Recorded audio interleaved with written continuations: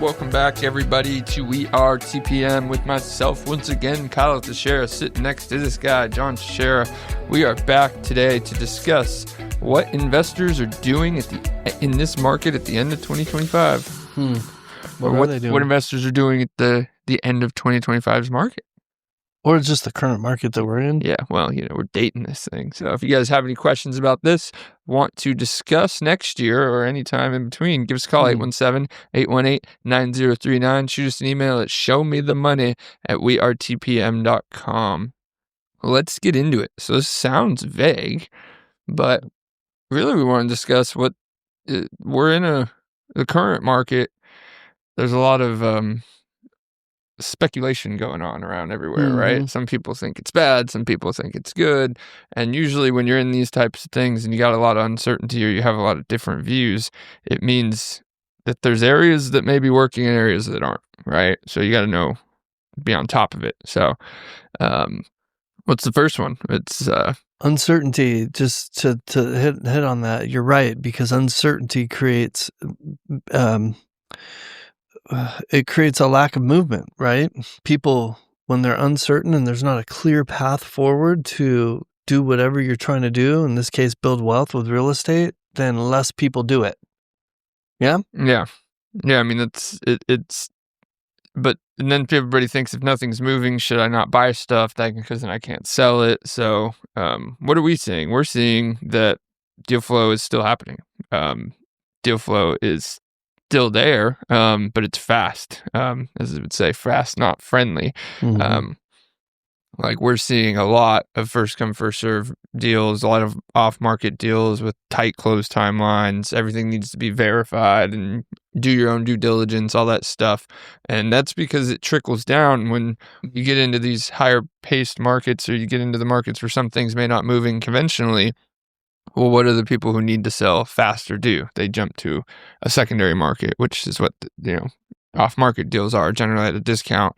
And because the off-market deals, because that needs the demand for, or the supply of on-market deals is getting so high, now the supply of off-market deals are getting high. So the amount of available deals means that they're like, all right, we need to close these things quickly. Because it's the only reason they jump to them. It sounds overcomplicated, but a little bit. Fast, but there's not friendly. I mean, I feel like there's not a ton on the market, on this traditional market. There's not a ton of desperate sellers.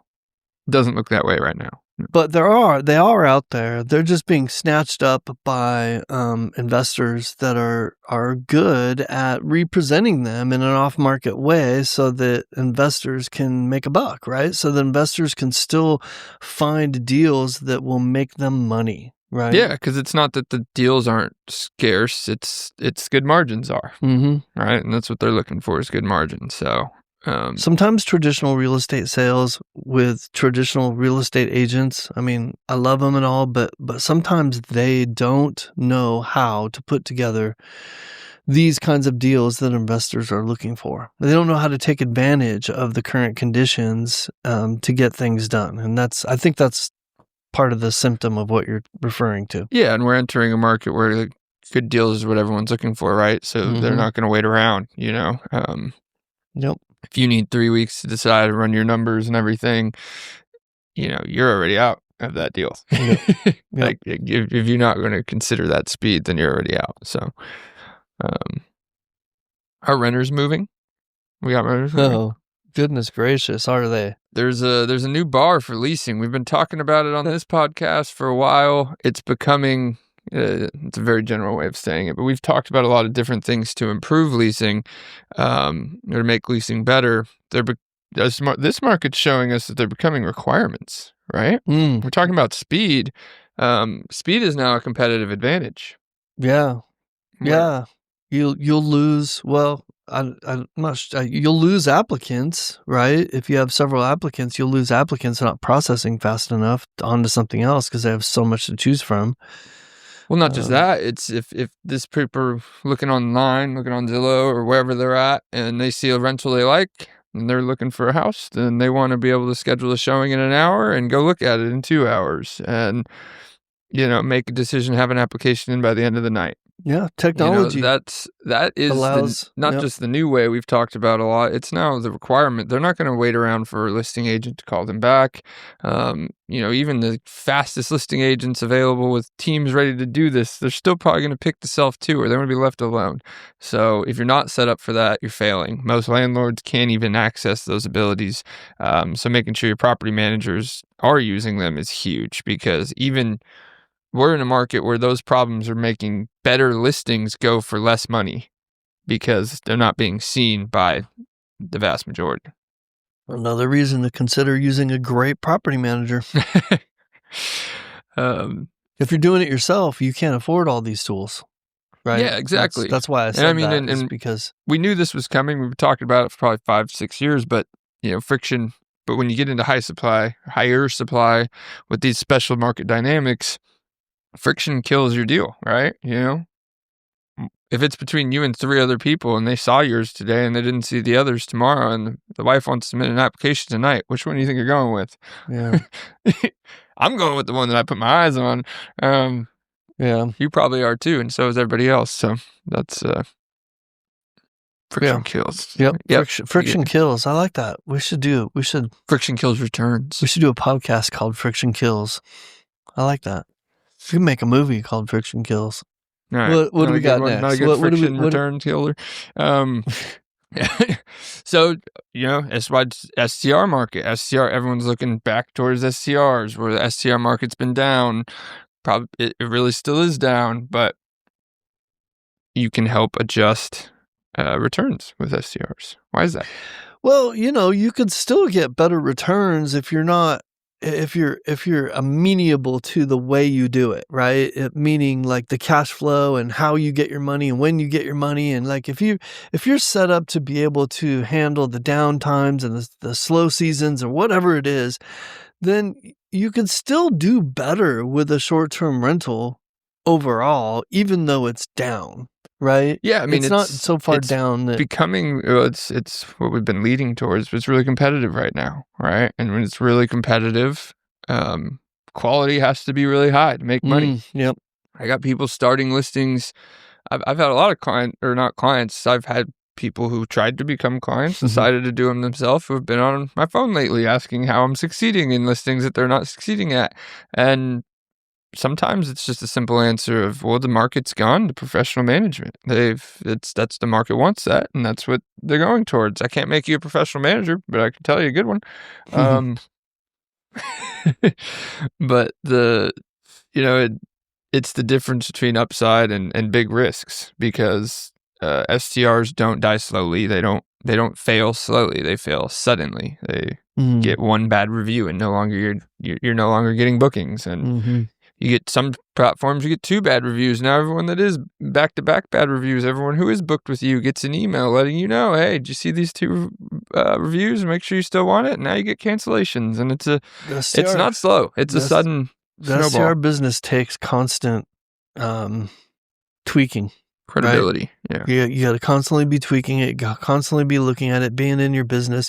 We did that podcast with Joel Verinder, who does a bunch of them in Tennessee, in the Smoky Mountains, and he's got some in Gulf Shores.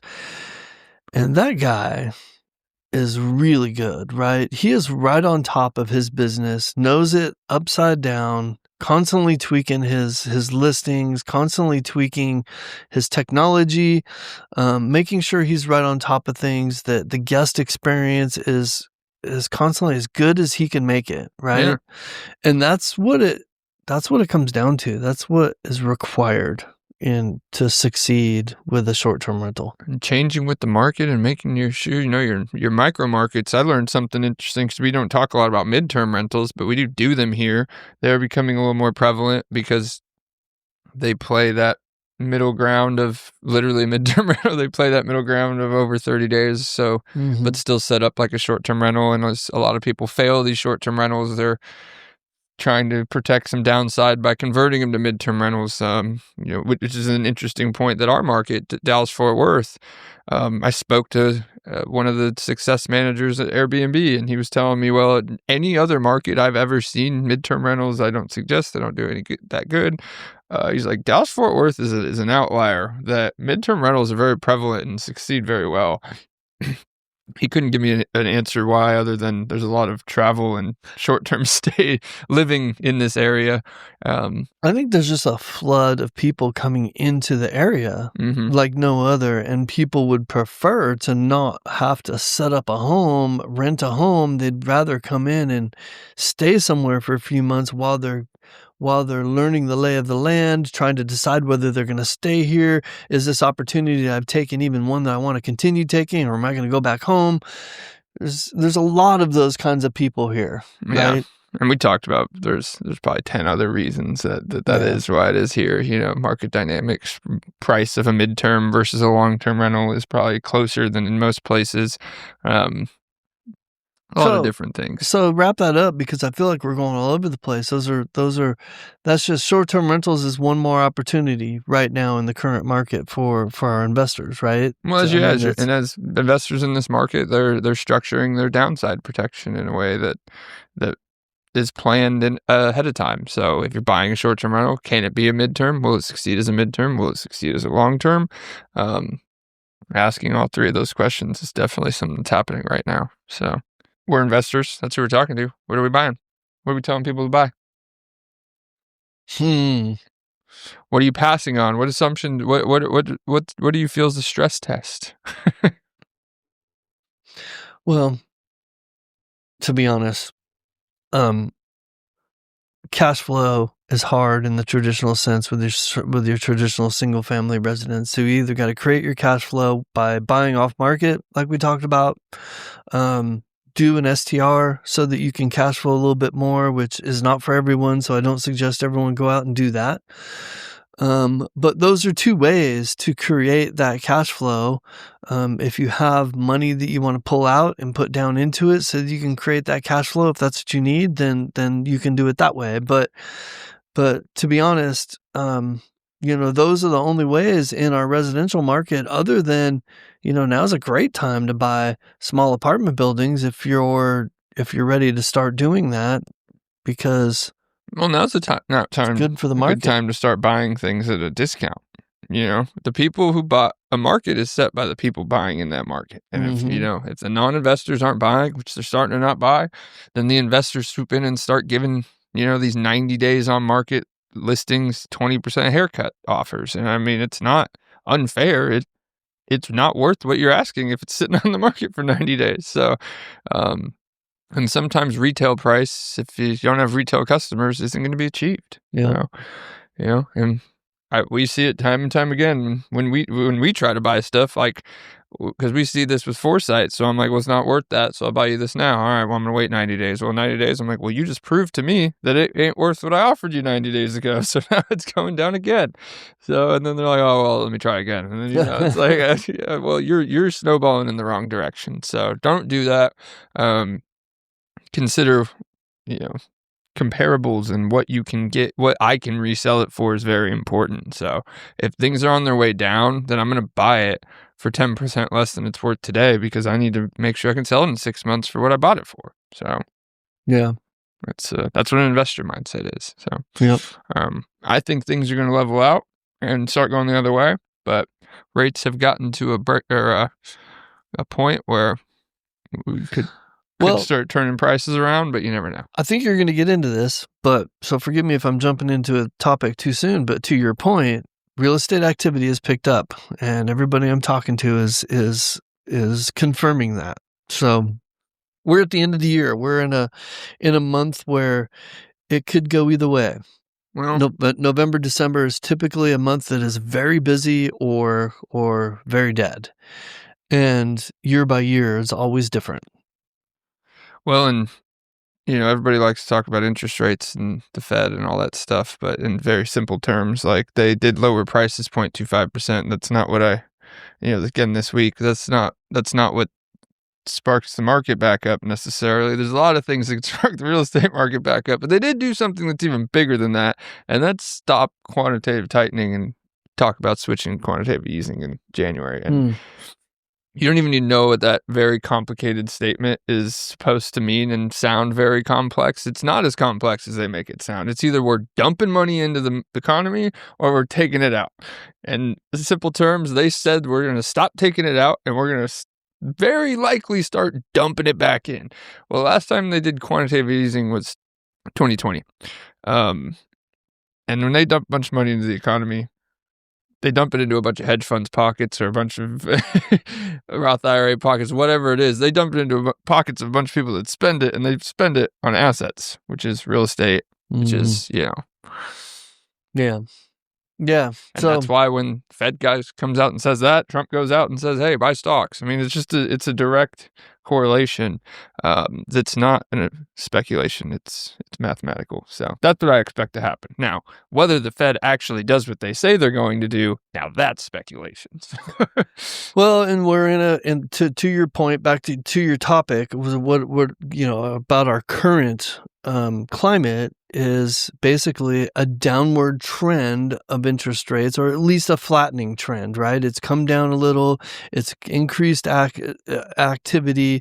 And then when you add all those things to it, it's like everything is just kind of pushing just a little bit. It's just nudging the economy a little bit in the right direction regarding housing, right? And I kind of like it. It's not, nobody's freaking out and doing the things that we used to do after 9/11 and COVID and so forth, where we just started buying mortgage-backed securities like crazy to try to, overstimulate things. They're just nudging, and probably more appropriately. I know Trump hates it. Trump wants it to move faster so that he can say, look what I did. But I mean, we don't want to get too deep into these topics, but it's a little scary to me because when you have economy's cyclical, and when you go through cycles where people don't get scared enough and think everything's going to topple down, then it never corrects enough, right? And then you start to get into, oh, well, it looks like everybody thinks we're never going to fail no matter what happens, and that's a dangerous mindset to have too. So, I know Warren Buffett came out the other day and said, nobody likes when that guy talks, but his scare is the U.S. currency, and I'm like, that's a fancy way of saying that quantitative easing scares the hell out of him too. So you're devaluing the currency. That's what it is. So yeah. But he's sitting on a whole bunch of that currency, so I would be scared of it if 30% of my assets were in U.S. dollars. So he has a bias. I wonder how much crypto he has. 0. None? 0. Well, if you don't like the dollar, then you probably don't like the crypto either. What else? What else are we doing? His reasons for not liking Bitcoin ironically go against having dollars, but that's a whole nother conversation. What? Sounds like another conversation. What? A 2026 conversation. Okay, there we go. Maybe, right? Because we are at the end of 2025. So what else are investors doing in the current market? That's pretty much it, man. They're waiting for everything to...